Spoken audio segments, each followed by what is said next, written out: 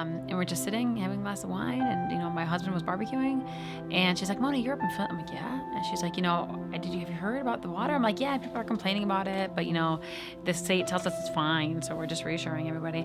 She's like, well, they haven't added, there's no corrosion control in the water, so there's going to be a lead problem. I'm like, lead? And that was the very first time that I had heard about lead in the water. And I was told that the health department has no jurisdiction over water. I'm like, that doesn't make sense. It was just eye-opening. So I started to dig and try to get the data any which way. No is an impossible word for me. But I've also learned throughout my career that you can't move mountains if you don't have data and science behind you. So I knew that I had to prove that this was in the children's blood. I knew I had to have the data behind me.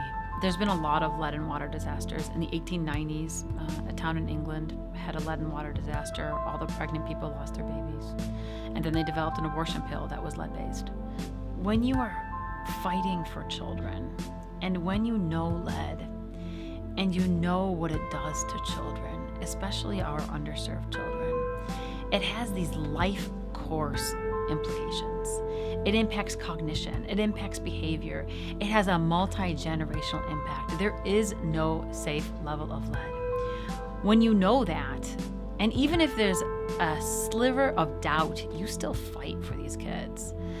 And I felt it was my professional responsibility.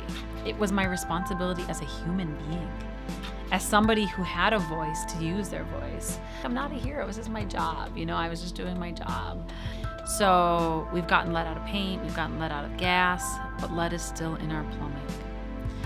And when it's not treated properly, like what happened in Flint, this will happen again.